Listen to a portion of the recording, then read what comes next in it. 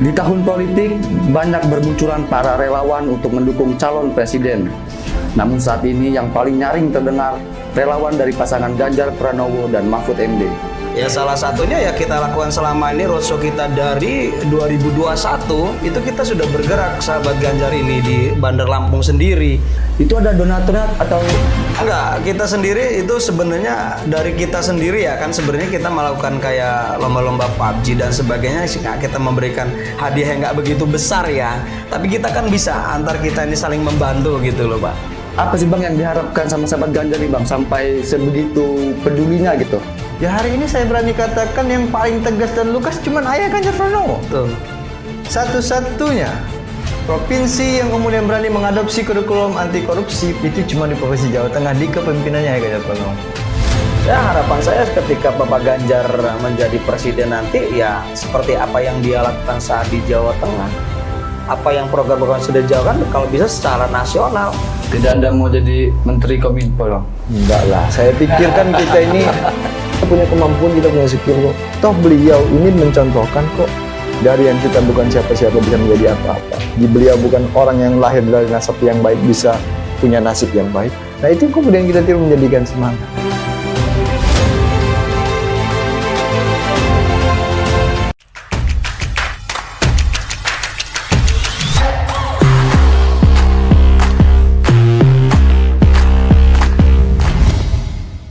Di tahun politik, banyak bermunculan para relawan untuk mendukung calon presiden. Namun saat ini yang paling nyaring terdengar relawan dari pasangan Ganjar Pranowo dan Mahfud MD. Keduanya dinilai memiliki integritas tinggi untuk kemajuan Indonesia. Namun, benarkah demikian? Langsung saja, bersama saya sudah ada Bung Kuswandi dan Bung Riko dari sahabat Ganjar dan GMC. Ya, boleh perkenalkan diri Bang dari Bung Kuswandi. Ya, perkenalkan nama saya Kuswandi, Ketua DPW Sahabat Ganjar Provinsi Lampung. Ya, boleh Bung Riko. Jin, perkenalkan nama saya Riko Ketsanjaya. Kebetulan hari ini di Koordinator Wilayah Ganjar Center Lampung. Ya, untuk Bung Riko dulu nih Bung, dari GMC. Apa sih Bung GMC itu Bung? GMC itu Ganjar Millennial Center. Nah berangkat sebelum itu kita teman-teman Ganjar Millennial Center khususnya sebelum saya bercerita soal historis dulu ya. Sebelum masuk ke GMC kemudian kami berangkat dari kalangan-kalangan milenial, kalangan-kalangan mahasiswa, terus kawan-kawan muda. Kita seringlah mendengar kontestasi politik dari tahun sebelumnya ke tahun periode yang hari ini. Selama ini kan kita ini seolah dalam tanda kutip anti terhadap politik loh. Betul. Tapi kemudian saya coba discuss sama teman-teman. Jadi peserta pemilu paling terbanyak itu dipegang kawan muda, kawan milenial, kelompok mahasiswa yang disebut hari ini sebagai kelompok milenial Gen Z yang kemudian mendominasi dalam DPT pemilih di KPU kurang lebih berkisar 25-55%. Artinya kita tinggal tidur pun pemilu ini tetap berjalan gitu. Masa ada aset 52% dalam pemenangan kontestasi di pemilu, kita nggak ikut berpartisipasi. Nah, sebenarnya berangkat dari situ. Kedua, kawan-kawan milenial, kawan-kawan muda, ini punya fenomena sendiri, Bung. Kenapa saya bilang, kalau kita bicara mulai sedikit ngomongin politik, kawan-kawan udah mulai antipati. Iya. Nah, kenapa? Sebabnya saya bilang. Ternyata kawan-kawan muda, kawan-kawan milenial ini sudah mulai jenuh dengan soal kepemimpinan yang berkempen, yang turun hanya soal berjanji. Nah kemudian kita melihat nih siapa sosok-sosok yang muncul sebelumnya. Ya banyaklah beberapa yang muncul, Prabowo Subianto, Anies Baswedan, Pak Ganjar. Teman-teman berangkat, terus saya secara pribadi, karena kebetulan saya ini lahir dari kelompok Marhenis, kalau dari kelompok, kalau dalam perspektif kelompok Nahdiyahnya saya kaum Ustadz Afin, saya tidak lahir dengan bernasab yang baik, saya tidak lahir dari keluarga yang punya ekonomi yang baik. Nah, saya melihat pemimpin mana yang kemudian sangat dekat dengan saya. Tidak lain tidak bukan hari ini ya, cuman Ayah Ganjar. Jadi kalau Ganjar Mesenter ini Bang, kita manggil Pak Ganjar itu bukan Bapak Ganjar tapi Ayah Ganjar. Kenapa kemudian kalimat ini kami sampaikan dengan konteks ayah? Bahwa ayah itu adalah seorang sosok yang kemudian mencerminkan baik secara tutur kata, perbuatan, panutan yang baik terhadap anak-anaknya. Nah, harapan kami dengan kawan-kawan Ganjar Mesenter melihat sosok seorang ayah Ganjar Pranowo yang kemudian luwes, sangat lentur dengan kawan-kawan muda, pemimpin yang mau mendengarkan kemudian aspirasi anak-anak muda. Saya pikir nggak ada yang lain selain ayah Ganjar. Nah, berangkat dari situlah diskusi-diskusi kemudian, yuk kawan-kawan kalau kita pengen bergerak, pengen konsolidasi, kenapa nggak munculkan yuk sebagai satu komunitas kecil Bang? Karena tadi kami kelompok mahasiswa, kelompok milenial, mau bikin satu relawan ya nggak punya duit lah, mau dari mana duit. Hari ini dari kelompok diskusi-diskusi kecil kita mulai dari warung kopi ke warung kopi, lalu kemudian kami sepakat mendeklarasikan diri bahwa besok gini nih, gambaran simpelnya bahwa besok kalau ada orang pengen representatif milenial, yaitu Ganjar Milenial Center. Bahwa orang yang paling dekat dengan kelompok milenial ya Ayah Ganjar. Nah, sebenarnya sinkronisasi itu yang ngebuat kami membentuk Ganjar Milenial Center, Bang. Tapi apakah hanya dari kedekatan, Bang? Enggak dengan track record dia atau dengan apa? Tentu ini pendekatan paling awal dulu maksud saya. Karena mahasiswa ini punya daya kritis yang paling tinggi, ya kan? Hari ini kami berhadapan dengan kelompok-kelompok mahasiswa, kelompok-kelompok muda yang banyak kemudian pertanyaannya yang kemudian sulit. Jadi pendekatan terhadap kawan-kawan milenial dan Gen Z ini tidak bisa dengan kelompok-kelompok masyarakat lainnya. Saya tidak mengklaster kelompok masyarakat yang lain, tidak. Kalau kelompok petani jelas, titik temu pendekatan kepentingan petani sejahtera oke. Titik temu ke kelompok nelayan bahwa apa yang menjadi pengakomodir kelompok nelayan clear. Tapi kalau mahasiswa ini segudang maunya. Baik pendekatan pemikiran, klaster olahraga aja tidak mau mereka disamakan. Misalkan klaster skateboard sama kawan-kawan komunitas sepeda nggak mau disamain. Artinya banyak multi talentnya kawan-kawan milenial, kawan-kawan muda ini yang kita lihat. Dan sosok Ayah Ganjar Pranowo adalah orang yang kemudian bisa mendengar itu. Beliau bisa melihat bahwa semua potensi yang dimiliki anak muda di generasi milenial dan Gen Z hari ini berpotensi kemudian untuk memajukan suatu bangsa dan negara, memajukan kebudayaannya. Itu hari ini anak muda yang pegang, dan hari ini Ayah Ganjar Pranowo lakukan itu. Dia berani duduk, berani mendengar, lalu kemudian diaplikasikan. Kedua, kemudian teman-teman mahasiswa ini bersepakat, kita harus pilih pemimpin yang tidak bicara soal korupsi. Maksudnya dalam hal ini adalah pemerintah yang paling dekat memerangi korupsi. Ya hari ini saya berani katakan yang paling tegas dan lugas cuma Ayah Ganjar Pranowo. Betul. Satu-satunya provinsi yang kemudian berani mengadopsi kurikulum anti korupsi, pencegahan dini terhadap anti korupsi itu cuma di Provinsi Jawa Tengah di kepemimpinannya Ayah Ganjar Pranowo. Beliau masukkan kurikulum di sana, lalu kemudian dipergubkan. Pergub tahun 2019 itu jelas nomor 20 bahwa hari ini kurikulum anti korupsi sudah masuk dalam sekolah-sekolah SMK di seluruh Jawa Tengah. Artinya soal korupsi orang yang paling konsisten dan komitmen ya hari ini Ayah Ganjar Pranowo. Kalau yang lain masih bicara teori, bicara kemungkinan, hari ini beliau sudah menurunkan turunannya lewat kurikulum anti korupsi di SMK Jawa Tengah. Untuk perkembangan sendiri dari Gemensi Lampung itu seperti apa, Bang? Untuk perkembangan kita sejauh ini sih tidak mengklaster harus mengepung 14 kabupaten kota yang ada di Provinsi Lampung. Karena kita sudah memilih klaster kita ada klaster muda, kelompok milenial dan mahasiswa. Cenderungnya sih kita ke kelompok mahasiswa. Pendekatannya apa? Pemikiran. Gitu. Hari ini GMC Lampung fokus di 5 titik kabupaten kota. Pertama kota Bandar Lampung, kota Bumi Lampung Utara, terus kemudian Pesawaran, ada Lampung Timur, terus yang kelima ini kita punya di Lampung Barat. Jadi titik ujung kita serang. Artinya saya sadarlah kemampuan kami sebagai kelompok muda, kelompok mahasiswa punya keterbatasan. Artinya klaster mana nih yang paling penting kita lakukan?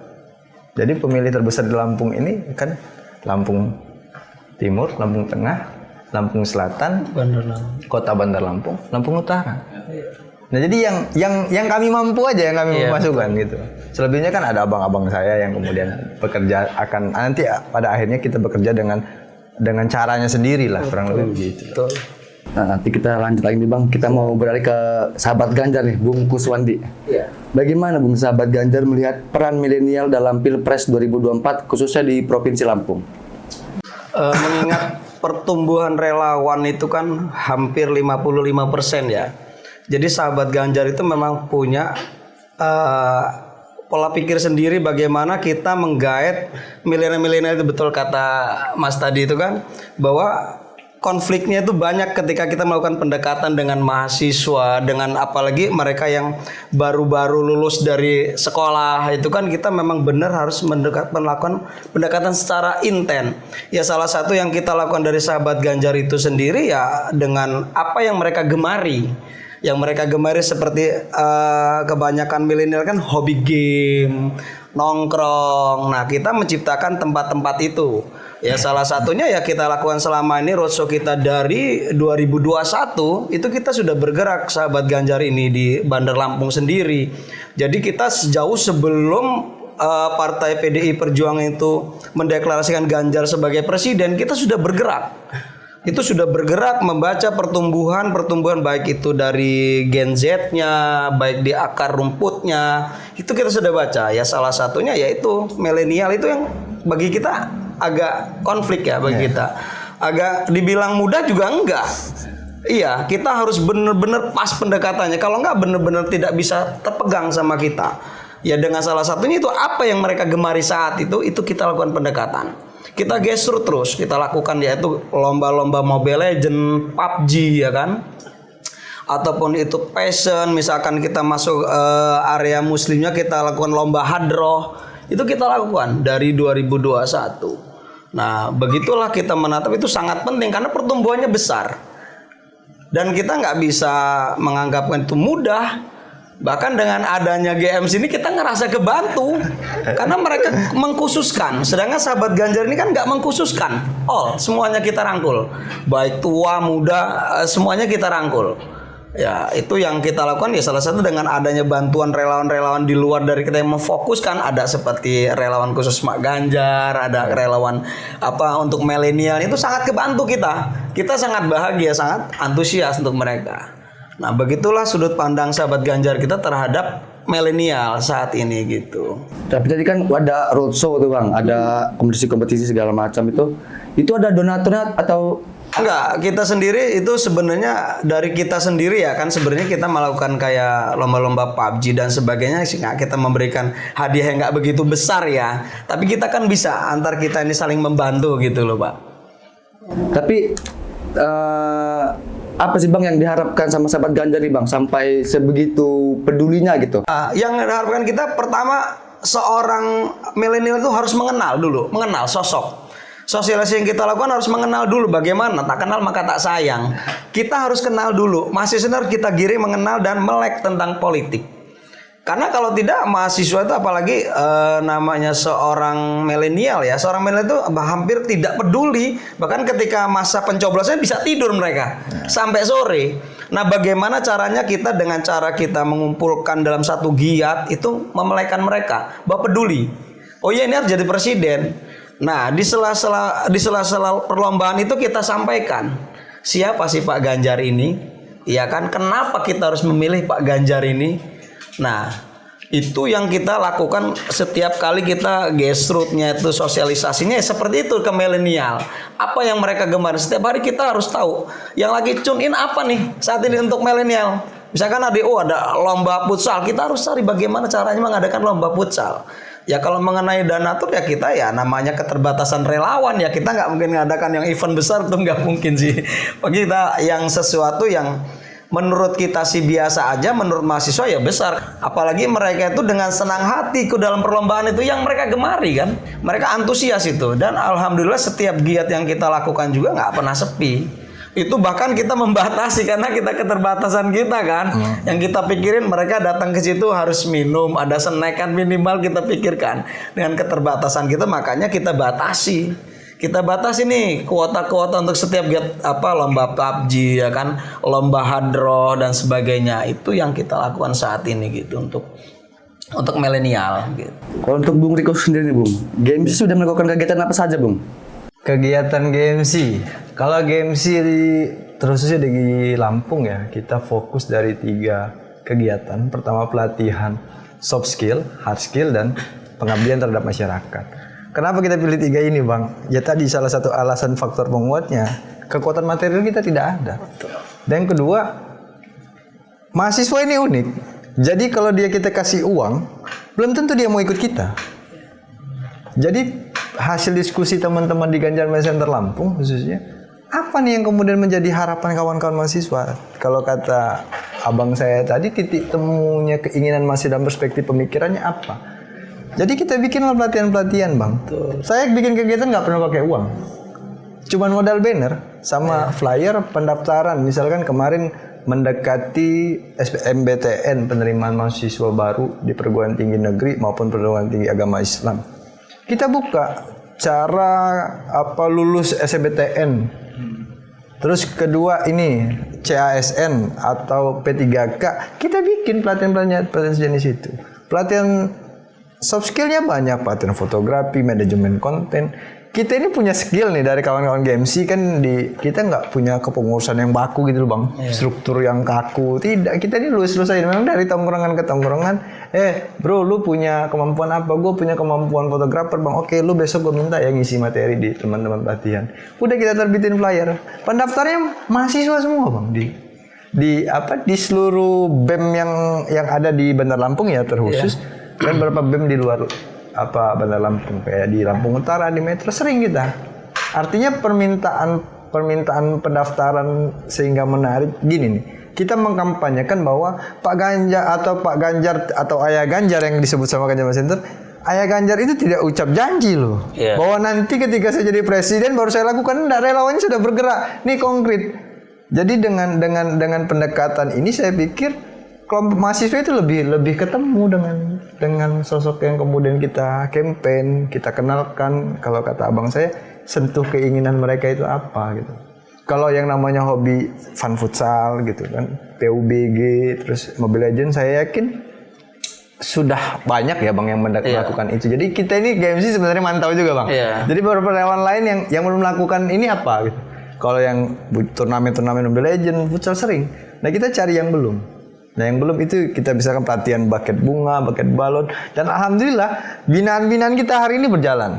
Beberapa kampus yang kemudian kalau ada event wisuda itu karangan bunga, akrilik bunganya, itu anak-anak yang kita bina kemarin. Dan itu bermanfaat, jelas berjalan. Dan menurut Bung Kuswadi ini bagaimana Bung sebagai ketua Sahabat Ganjar Lampung terhadap kegiatan yang dilakukan relawan GMC ini Bung? Itu sangat luar biasa. Yang pasti kan GMC ini isinya sudah milenial semua. Mereka lebih memfokus pada milenial. Pasti mereka tahu konfliknya di mana, pemecahannya bagaimana dibandingkan kita ya. Sahabat Ganjar ini all. Kita kalau bahasanya kalau mereka udah nggak meraba lagi karena penghuninya juga milenial. Kalau kita kan setiap hari meraba nih. Ya kan meraba setiap harinya milenial nih apa sih yang lagi tune in apa deh. Kalau mereka kan lebih cepat informasinya. Bagi saya luar biasa. Seperti ada yang tadi kan ada penyuluhan, ada diadakan seperti tadi bagaimana cara merakit bunga, dibina. Nah, kan mereka tahu tekniknya. Kalau kita kan butuh pendekatan, saya harus nyari mahasiswa nih. Mereka sendiri mahasiswa. Kalau kita udah jauh dari mahasiswa. Nah, dengan adanya games ini, ya tadi saya kembali lagi. Awal saya bilang, saya ngerasa kebantu dengan maka Saya senang sekali dengan ada relawan yang fokus kepada ibu-ibu, fokus kepada milenial. Jadi kita ngerasa kebantu. Bahasanya kita nyeser dikit-dikit lah sisa dari mereka. Begitulah bahasanya. Kita menyeser dari sisa-sisa mereka yang mungkin bisa kita bina lewat ya hobi gitu kan. Kalau mereka lebih fokus karena tahu kebutuhan milenial ini apa. Tapi kita juga Bang, sekali waktu kalaupun tidak dengan milenial, kita pernah berkunjung ke kelompok-kelompok petani. Tadi konteksnya pengabdian masyarakat. Misal semasa kemarin di Pesawaran itu ada problem di petani namanya hama wareng. Terus kemudian kita hadir datang melakukan edukasi bahwa ini loh ada produk pestisida nabati namanya yang kemudian menjadi kita bahasanya itu kalau daripada pakai pupuk non organik lalu kemudian akan merusak jangka panjang ini nih, karena kan kita kan harus ada melihat kemampuan petani. Kalau harus pakai gunakan pupuk non organik dampaknya belum, terus kedua pembeliannya agak tinggi. Nah kita edukasi. Kedua misalkan kayak di Lampung Barat dulu kita pernah datang Kecamatan Balik Bukit itu pas lagi banjir, Bang. Setelah banjir kita turun kan bagaimana mengedukasi masyarakat. Bu, Pak, jangan buang sampah sembarangan, nggak bisa. Artinya kami datang, kebetulan berkunjung sekalian main ke sana, datang ke rumah salah satu pengurus di Ganjar Milenial Center Lampung, datang ke sana, kita melakukan pembersihan kali-kali, bekecah lingkungan lah kalau bahasa Lampungnya gitu, ya kan? Kita turun ke sana, artinya begitu kami turun cuman 10 orang, itu masyarakat ikut membantu. Jadi titik gugah kesadarannya itu ada. Maka saya bilang kawan-kawan milenial ini unik, Bang. Dia nggak bisa diceramahin menurut perspektif bahwa gua lebih pintar, nggak mungkin ketemu. Tapi diberikanlah gaya contoh yang baik, tutur kata yang kemudian akomodatif. Ya apa yang kemudian dilakukan seorang Ayah Ganjar Pranowo itu? Beliau tidak hanya bicara teoritis kok. Beliau praktek ke lapangan kok. Beliau datang. Dan saya meyakini bahwa satu konsep Ayah Ganjar Pranowo itu dengan metode kekuatan media sosial yang dia punya. Beliau berhasil mempromosikan lapak Ganjar lewat Twitternya. Kalau dulu hanya bergerak skup cuma provinsi Jawa Tengah. Ternyata permintaan pasar lebih banyak. Bahkan di luar provinsi Jawa Tengah itu banyak yang minta, Pak tolong dong dipostingin usaha kita. Nah itu yang kemudian kita lakukan sebagai anak milenial, anak muda, bahwa hari ini e-commerce itu lebih menjelajah, lebih banyak marketnya. Bagaimana menggunakan kekuatan digital lalu kemudian mengkampen ini ke seluruh itu. Jadi titik fokus saya tidak hanya dengan milenial karena di 5 kabupaten, tapi kan pendaftar kita ini sebenarnya online-nya lebih banyak. Iya, betul. Itu. Baru-baru ini kan Pak Ganjar ini dipasangkan nih dengan Pak Mahfud MD. Melihat sosok Mahfud MD sebagai cawapres Pak Ganjar itu seperti apa, Bang? Untuk Bang Kuswandi? Kalau menurut saya ya, PDI Perjuangan itu sangat tepat mencalonkan sebagai Mahfud MD sebagai cawapresnya dari Ganjar. Karena kita mengingat dari Mahfud MD ini kan tokoh publik yang sangat dikenal masyarakat luas. Bukan hanya Bandar Lampung, yang kita lihat adalah kita followernya bagaimana tuh kita ngelihat followernya Mahfud MD ini sendiri. Saya rasa dengan dipasangkan Ganjar itu harusnya kemenangan Ganjar Pranowo itu bisa sampai tagline menang total.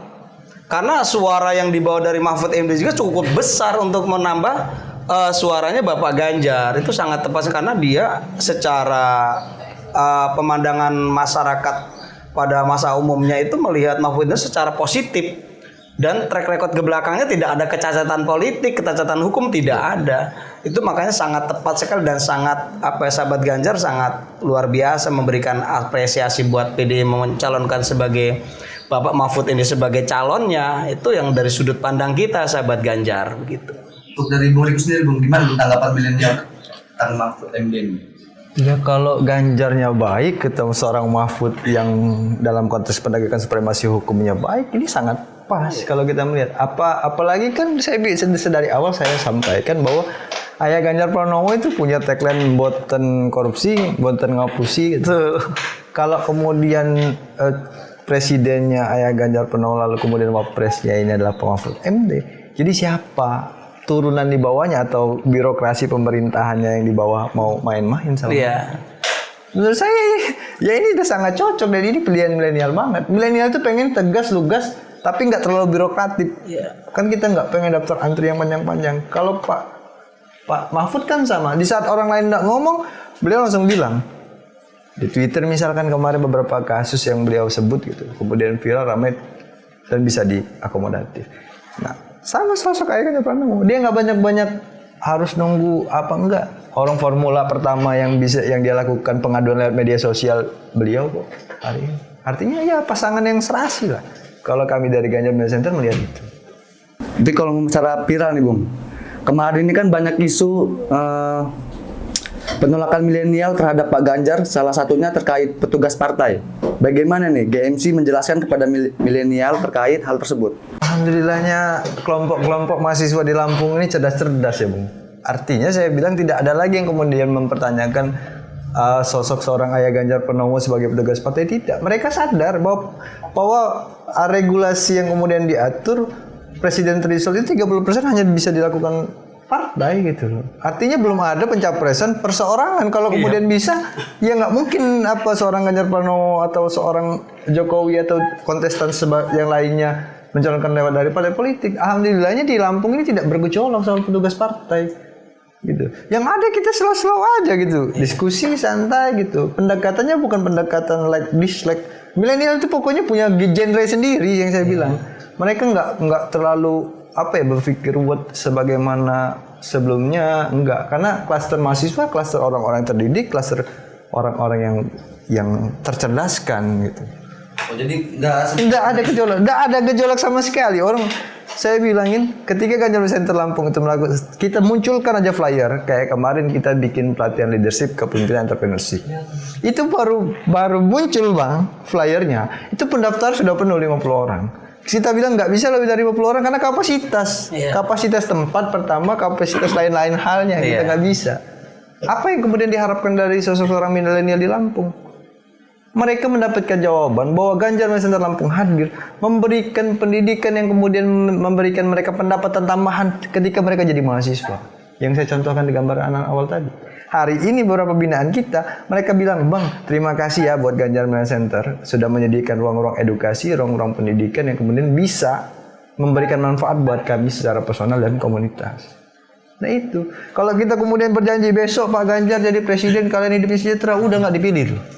Maka Ganjar Media Center Lampung punya ruang baru bagaimana kita melihat potret mahasiswa hari ini. Karena Bang, hari ini kan mahasiswa Gen Z ini kan yang lahirnya 2005, 6, 7, 8. Jadi kita nggak bisa berandai-andai dengan cara saya dididik pada saat saya jadi zaman mahasiswa, nggak bisa. Atau dengan pendekatan perspektif ideologi yang terlalu jauh, nggak bisa. Mereka butuh yang konkret dan cepat. Karena mereka lahir dari zaman begitu brojol, lahir ketemu canggihan teknologi. Ya, kira-kira gitu. Untuk sahabat Ganjar sendiri nih, bagaimana sahabat Ganjar melihat banyaknya dukungan terhadap Ganjar sebagai presiden? Dilihat dari banyaknya deklarasi relawan yang siap mendukung Pak Ganjar sebagai presiden 2024. Saya sangat apresiasi ya bagi saya dengan tumbuhnya banyak relawan untuk Ganjar sendiri. Yang pasti buat sahabat Ganjar sendiri yang berdiri dari tahun 2021 itu sangat membantu. Sekecil apapun suara itu kita himpun. Apalagi ada himpunan lagi yang mau bergerak bareng kita untuk menangin Ganjar, itu kan sokongan suara buat kita, sokongan tenaga. Bagi saya, bagaimana caranya begitu terbentuk kita saling komunikasi. Mengapa saya bilang kan harus saling berkomunikasi? Jangan begitu terbentuk tidak ada komunikasi. Jangan sampai di lini bawah kita justru berbenturan dengan relawan Ganjar sendiri. Ya. Nah, dengan kita saling berkomunikasi kita tahu nih, gitu kan. Sekecil apapun mereka kita saling bantu. Kita saling gotong royong bagaimana caranya suara Bapak Ganjar ini masif di Lampung. Dengan pertumbuhan Bang kita dukung sekecil apapun, dia ada nama atau tidak nama ya kan. Iya. Diakui ataupun tidak diakui, sahabat Ganjar merangkul itu. Secara perkumpulan atau perorangan, lo suka Ganjar yuk sama gua, lo suka Ganjar lo sama gua, apalagi sekumpulan itu sangat bahagia kita. Oh itu udah ngeletup deklarasi gitu kan. Nah ketika kita bisa saling komunikasi, kita bisa saling membantu, saling menyokong. Kadang kan banyak relawan batu tumbuh tuh, begitu dia bentuk dia bingung mau kemana nih gitu kan. Nah dengan saling kita komunikasi nih, kita ada giat nih gitu, ada nggak lo? Kira-kira orang-orang dari yang kamu bentuk ini mau gabung, kita rangkul. Biar apa itu? Biar mereka juga punya semangat. Setelah dia pulang dari kegiatan kita kan berpikir juga bagaimana melakukan kegiatan. Ya kan? Yang pasti kan namanya sebuah kegiatan itu tak harus besar. Kita setiap kali ngobrol di dalam angkot, dimanapun posisi kita duduk itu adalah salah satu yang kita lakukan saat ini. Karena sebuah relawan, kalau bilang relawan tuh giatnya apa sih? Kegiatan relawan tuh ya sosialisasi. Ya sosialisasi. Kalau program-program itu hanya sebuah tambahan saja. Yang pasti relawan itu sosialisasi. Dengan kita komunikasi, kita bareng-bareng nih membedah Lampung ini bagaimana sih gitu kan. Jangan sampai ya tadi di akar bawah kita berbenturan justru, gue paling hebat, gue paling kuat. Jangan sampai itu. Tapi dengan kitanya menghimpun bersama, itu kita akan kuat, saling gotong royong. Akhirnya apa yang kita cita-citakan itu tercapai. Jadi dengan banyaknya lu tuh makin banyak, saya makin suka, makin ringan tugas saya. Kalau saya sendirian, saya rasa Lampung nggak sanggup kita, sahabat Ganjar. Ya kan, Pasti. untuk mencapai katanya menang total itu bagaimana ya, dengan beramai-ramai gotong royong. Ya, itu menurut saya dengan adanya pertemuan itu sangat apresiasi, sangat senang sekali saya. Gitu. Harapannya apa sih, Pak? Harapan apa nih? Untuk Pak Ganjar saat nanti jadi presiden 2024? Harapan saya ketika Bapak Ganjar menjadi presiden nanti ya seperti apa yang dia lakukan saat di Jawa Tengah. Apa yang program-program yang sudah dijalankan kalau bisa secara nasional. Seperti bagaimana dia mengembangkan UMKM-nya, menekan tingkat kemiskinan di wilayah tersebut, apalagi ini skala Indonesia kan, ya kayak meningkatkan pangan dan sebagainya. Semua tindakan dia tentang korupsi kita penindakan secara tegas. Saya berharap itu berjalan ketika dia jadi presiden. Itu harapan kita gitu loh. Untuk Geninsi sendiri apa nih harapannya?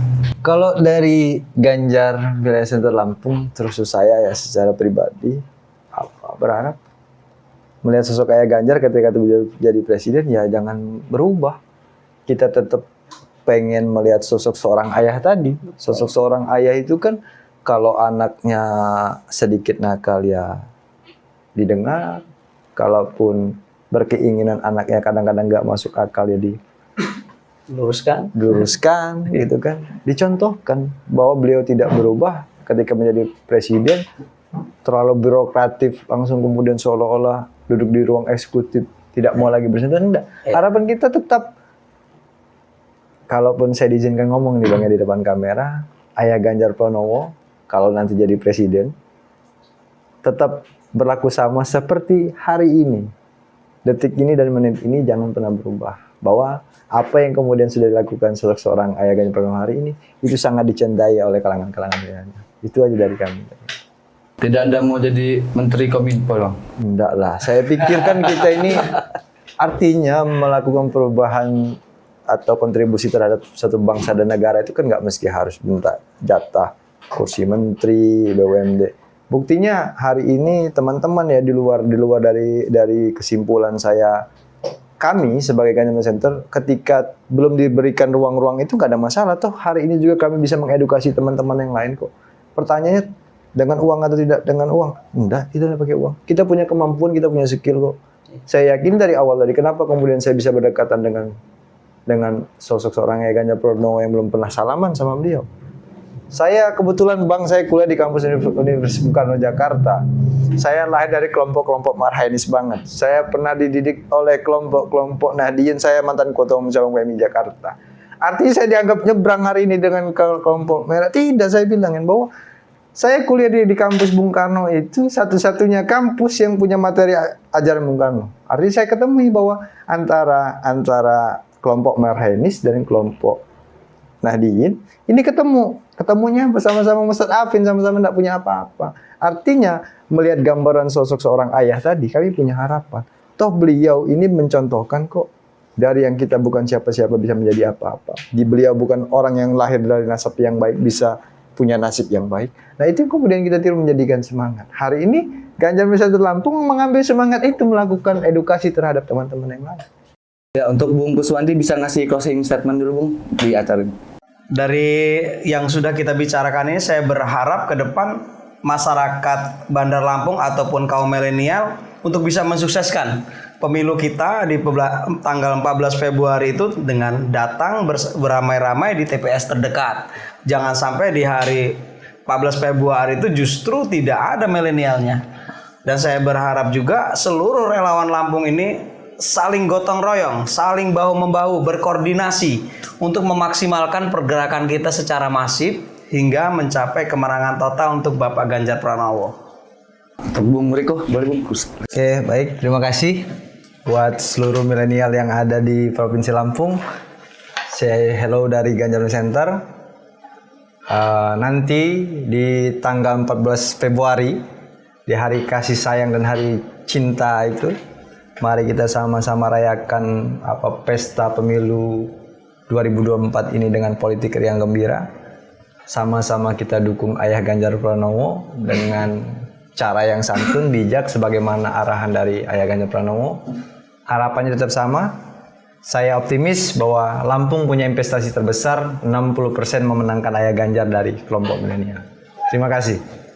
Baik teman-teman semua, di episode kali ini kita sudah mendengarkan berbincang-bincang tentang seputar kegiatan dari relawan GMC dan sahabat Ganjar tentang ketertarikan politik di kalangan milenial dan Gen Z. Semoga dari episode kali ini ada pembelajaran dan pengetahuan yang bisa kita ambil. Dan saya Iwan Bagastama selaku presenter. Saya akhiri, wassalamualaikum warahmatullahi wabarakatuh. Tabipun.